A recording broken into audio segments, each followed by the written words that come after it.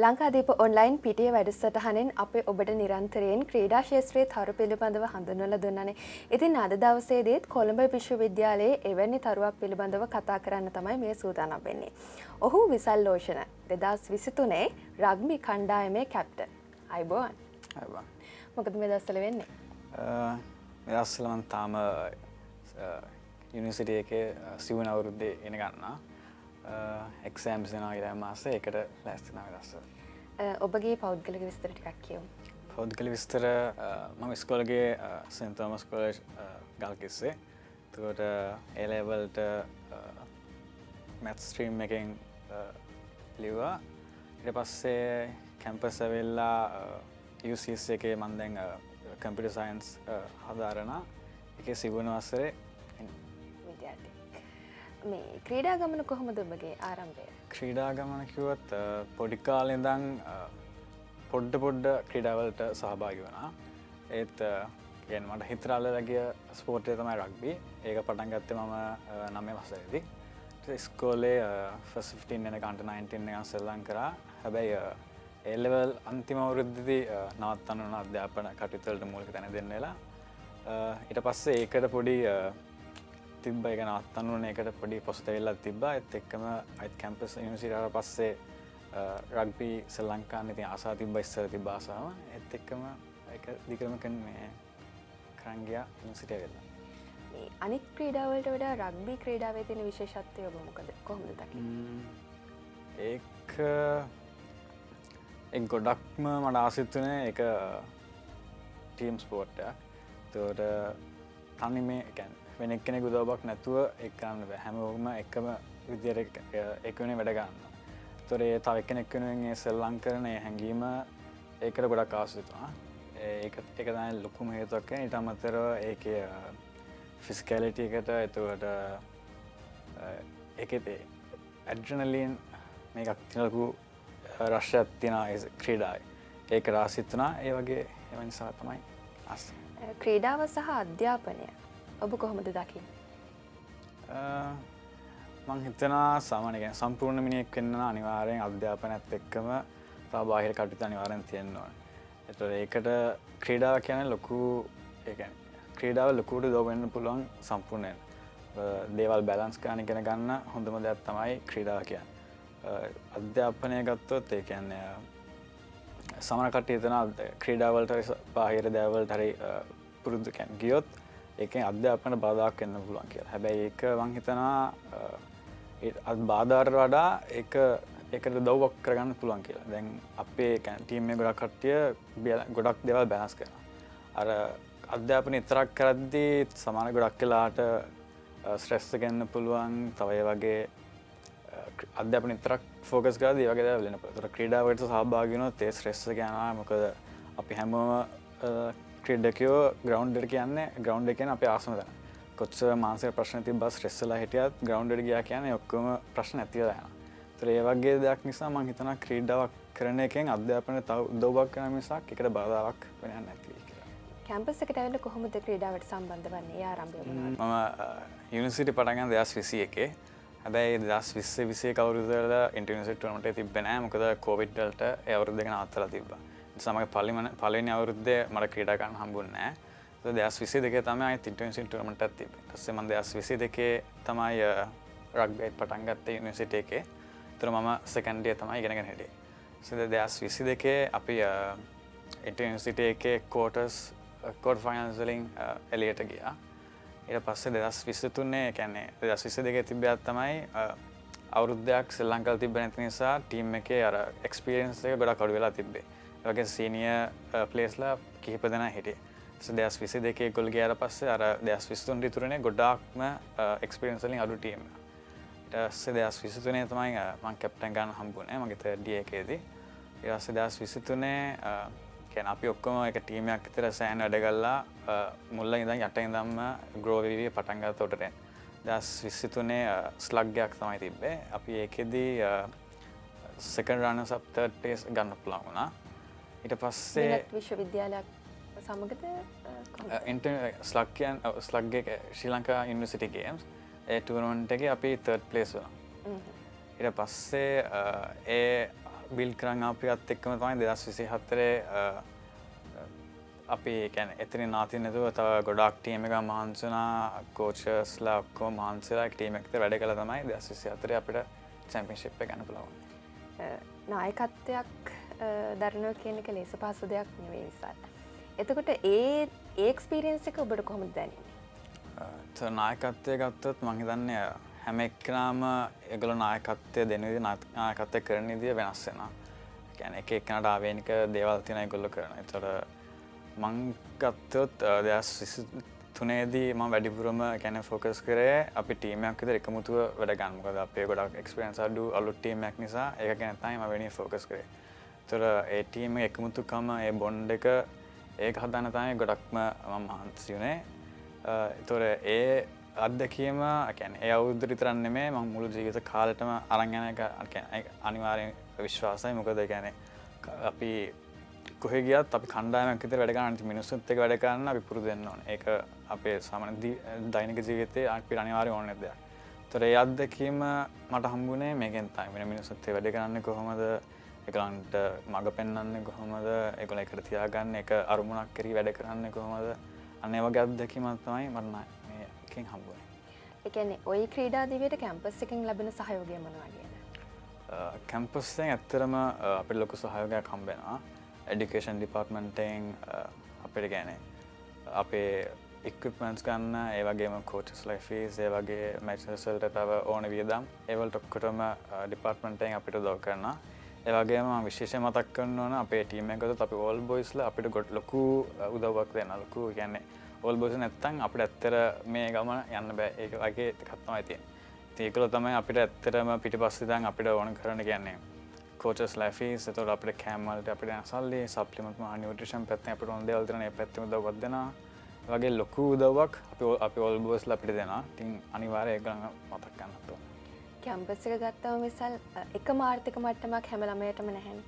දැන් එතකොට ක්‍රීඩා ජීවිතයත් ගත කරන ගමන් කැම්පස් එකේ ඉගෙන ගන්නවා කියන දේ ලේසි පහසු කටයුත්තකුත් නෙවෙයි.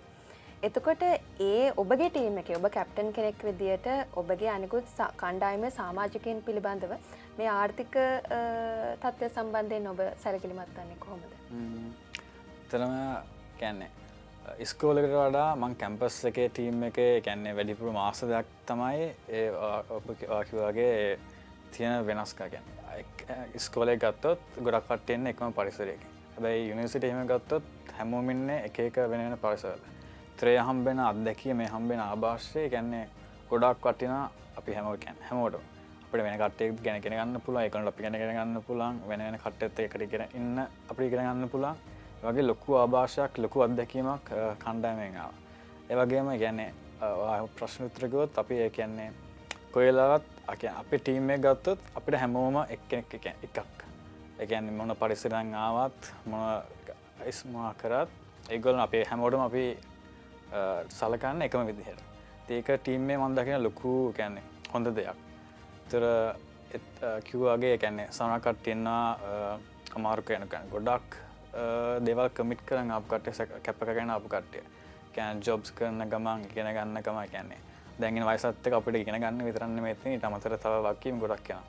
ඒතර අපේ ටීම් එකේ වගේ හිටියා තව වගකීම් ගොඩක් පර්සනල් වගකීම් ගොඩක් තියෙන කට්ටිය. ජොබ් කරගෙන ඉගෙන අරගෙන ඔක්කොම බැලන්ස් කරන් ආපු ගොඩක් කට්ටිය හිටියා. ඒගොල්ලන්ට අපි පුළුවන් තරම් අපේ පැත්තෙන් ටීම් එකේ පැත්තෙන් දෙන්න පුළුවන් සහයෝගය හැම පැත්තෙන් දුන්නා. ඒගොල්ලන්ට ඕනේ මොනවද ඒගොල්ලන් කතා කරලා ඒගොල්ලන් ගොමනා ඔක්කොම අපි දැනගෙන අපේ ටීම් එකේ පැත්තෙන් දෙන්න පුළුවන් හැමදේම අපි ඒගොල්ලන්ට දුන්නා. මේ රගර් කියන්නේ හරි වෙනස් ක්‍රීඩාවක්නේ. ඒ ක්‍රීඩාවෙන් නිරත වෙනකොට ඔබට අනතුරු සිදු වෙලා නැද්ද? වාසනාවන්ත වගේ මට දැන් ඉස්කෝලේ කාලේ නම් එහෙම ලොකු අනතුරක් වෙලා තිබෙම නැහැ. කැම්පස් ඇවිල්ලත් පළවෙනි අවුරුදු දෙකේ කියන්නේ ශ්‍රී ලංකාවේ බැරි නම් තරමට මුකුත් වෙලා තිබ්බේ නැහැ.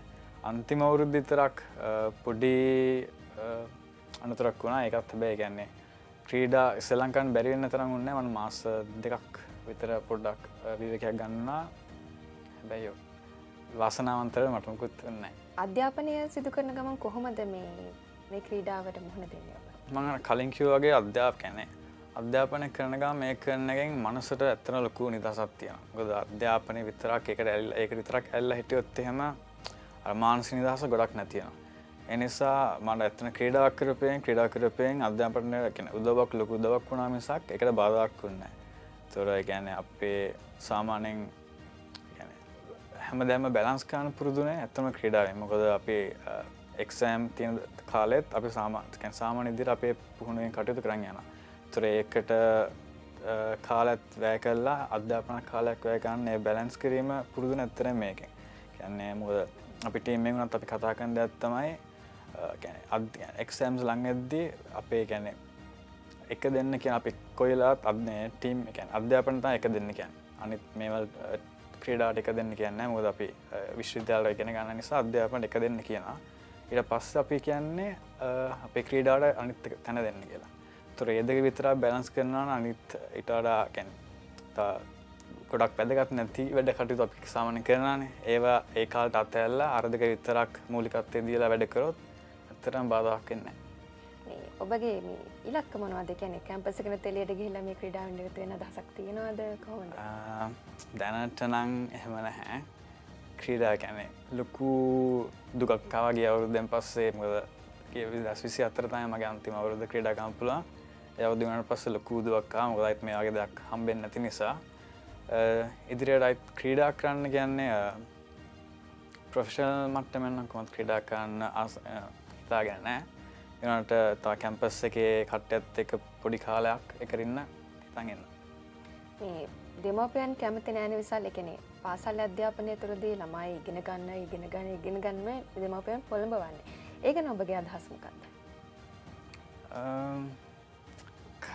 ඒක මට ඒකත් වාසනාවන්ත අපේ ගෙදරින් මට හැම ලොකු මෙයාත් දුක් කිව්වේ නෑ ඉගෙන ගන්න විතරක් කියලා. මට කියන්නේ අනිත් බාහිර කටයුතු වලට අපේ ගෙදරින් සහයෝගය හම්බුනේ නැත්තර ඕන ගොඩක් මට කියන්නේ මං කැමති දෙයක් මම බැලන්ස් කරා මම ඒක අනිත් පැත්තට කිසි වරදක් වෙන්නේ නැතුව මට බැලන්ස් කරන් යන්න පුළුවන් නම් ගෙදරින් මට කිසි මේක කියන්නේ නීතියක් දැම්මේ නැහැ කරන්න එපා කියලා. ඒ නිසා මට ඒ වාසනාව මේක මේ chance එක තිබ්බ එක කරන් යන්න. ඒත් අනිත් කට්ටියම පොදුවේ කිව්වොත් මම හිතන්නේ කලින් කිව්වා වගේම සම්පූර්ණ මිනිහෙක් කියන්නේ සම්පූර්ණ මනුස්සයෙක් කියන්නේ හැමදේම බැලන්ස් කරලා ඕන දෙයක් දරාගෙන ඉන්න පුළුවන්. කියන්නේ ලොකු තැන කියන්නේ ඉස්සරහට යන්න නම් ක්‍රීඩාව අධ්‍යාපනය දෙකම බැලන්ස් කරන එක තමයි වඩාත් සුදුසු වෙන්නේ. මේ ගමනින් ඔබට උදව් කරපු අය ගැනත් අපි මතක් කරමු. මුලින්ම ගෙදරට මම ස්තුතිවන්ත වෙනවා. මොකද ඒගොල්ලෝ තමයි ඒක නිසා තමයි ඉතින් ඇත්තටම මේ ඔක්කොම කරන්න හම්බුනේ. ඒත් එක්කම යුනිවර්සිටි එකේ ඩිපාර්ට්මන්ට් එකට කෝචස්ලාට ටීම් එකේ අනිත් අයට මොකද ටීම් එකේ ඇත්තම ගත්තොත් අපේ ටීම් එකේ හිටපු සීනියර්ස් විශේෂයෙන්ම සීනියර්ස්ලා මතක් කරන්න ඕනේ. කියන්නේ ගිය අවුරුද්දේ ගත්තොත් අපේ බෙඩ්ස් එකේ අපේ වයස කට්ටිය ඒගොල්ලෝ ලොකු සහයෝගයක් දුන්නා ටීම් එක මේ තැනට ගෙනත් ගේන්න. ඒගොල්ලන්ට ස්තුතිවන්ත වෙන්න ඕනේ. ඒත් එක්කම කලින් කතා කරාගේ ඕල් බොයිස්ලා නැත්තම් ඇත්තටම අපේ ටීම් එක මේ ඉන්න තැන ඉන්නේ නැහැ. ඒ වගේම තව එක චරිතයක් ඉන්න කවිඳු අයියා කියලා. එයා තමයි ඇත්තටම අපේ ටීම් එක මැනේජ් කරන්නේ වගේ. තිරේ පිටිපස්සෙන් ඉන්නා වගේ ලොකු වැඩ කොටසක් කරනවා. එයා මතක් කරන්න ඕන. කට්ටිය තමයි. කොහොමද මේ අධ්‍යාපනය අතරතුර ක්‍රීඩාවට කාල වේලාව වෙන් කරගන්නේ? කොහොමද රුටින් එක ගැන අපි කියමු. ඒ කිව්වොත් ගොඩක් වෙලාවට ගන්න 2024 අපි ගත්තොත් අපිට ප්‍රැක්ටිස් තියෙන ගොඩක් කාලට උදේ හරි කලාතුරකින් සතිය දවසක් දෙයක් වගේ හවස තියෙනවා. උදේ අපිට සාමාන්‍යයෙන් 6ට පටන් ගන්න ක්‍රීඩා පුහුණුවීම් එතන 8:00 විතර යනවා. සෙතරින් පස්සේ ලෙක්චර්ස් පටන් ගන්න ගොඩක් වෙලාවට 8:00 9 වගේ වෙලාවට තමයි ලෙක්චර්ස් පටන් ගන්න. ඉතින් උදේ හැම පුහුණුවීම් කටයුතු වලට ගිහිල්ලා ඊට පස්සේ ලෙක්චර්ස් වලට යන 9ට විතර. ඊට පස්සේ හවස ප්‍රැක්ටිස් තිබුත් හවස ගොඩක් වෙලාවට පුහුණුවීම් කටයුතු පටන් ගන්න 4:00 වගේදී. ඒ වෙද්දිත් ඉතින් ලෙක්චර්ස් ගොඩක් වෙලාවට ඉවර වෙන 4:00 වගේ වෙද්දී. ඒ නිසා කියන්නේ අධ්‍යාපන කටයුතු වලට ලොකු බාධාක් වෙන්නේ නැහැ. කියන්නේ ගානට වෙලාව කැප කරොත් අබාධාක් වෙන්නේ නැහැ. ඉතින් දෙක හොඳට බැලන්ස් කරගෙන යන්න පුළුවන්. අවසාන වශයෙන් ඔබට මොකද කියන්න තියෙන්නේ? අවසාන වශයෙන් මට කියන්න තියෙන්නේ කියන්නේ ජීවිතේ සම්පූර්ණයෙන් හොඳ අත්දැකීමක් ගන්න. ඒ කියන්නේ මට කියන්නේ 2020 කියන්නේ කැම්පස් ඇවිල්ලා ඒ ශ්‍රී ලංකාවේ අවුරුදු 2-3 කියන්නේ ජීවිතේ අමතක වෙන්නේ නැති මම ගොඩාක් සතුටු වුණා අවුරුදු 13ක්. කියන්නේ 2024 අපේ චැම්පියන්ෂිප් එක දිනපු වෙලාවක් කියන්නේ මගේ ජීවිතේ මම කියන්නේ ගොඩක්ම සතුටුන ගොඩක්ම ආසම අත්දැකීමක්. එක සිදුවීමක්. ඉතින් ඒ වගේ අත්දැකීම් වෙන කොහෙන්වත් හම්බෙන්නේ නැහැ. කියන්නේ තව ළමයි තව යාළුවෙක් වෙන ඉස්සෙල්ලම් කරන එක යාළුව වෙනුවෙන් කැප කරන එක ඒ වගේ එකට ඒ කියන්නේ පවුලක් වගේ එකට ටීම් එකක් ඉන්න කියන අත්දැකීම වෙන කොහෙන්වත් හම්බෙන්නේ නැහැ. ඉතින් ඒ වගේ අත්දැකීමක් ඊට පස්සේ තමන්ගේ පර්සනැලිටි එක දියුණු කරගන්න මොකද වෙලාවට වැඩ කරන්න ඉගෙන ගන්නවා බැලන්ස් කරන්න ඉගෙන ගන්නවා තව ස්ට්‍රෙස් වගේ කියන්නේ ඒ වගේ සිටුේෂන් වල කොහොමද මුහුණ දෙන්න ඕනේ කියලා ඉගෙන ගන්න ඒ වගේ ගොඩාක් ජීවිතේට වැදගත් දේවල් ඉගෙන ගන්න පුළුවන් තැනක් තමයි ක්‍රීඩාව කියන්නේ. ජීවිතය කියන්නේ ජීවිතේ හොඳ අත්දැකීමක් ගන්න ලොකු දෙයක් ඉගෙන ගන්න සහ ජීවිතය ලස්සන කරගන්න අධ්‍යාපනය සහ ක්‍රීඩාව දෙකම සම්බරව අරන් යන්න කියලා තමයි කියන්නේ. ඉතින් අද දවසේදී කෙටි දැනුම් දීමකින් අපගේ මැදිරියට ඇවිල්ලා ඔබගේ අත්දැකීම් අපත් සමගින් බෙදා හදාගත්තට විසල් ගොඩක් ස්තුතියි. ඒ වගේම ලබන සතියේත් ඔබට මෙවැනිම වැඩසටහනකින් විස්තර ගෙන එන්නට අපි සූදානම්. මේ ලංකාදීප ඔන්ලයින් පිටිය.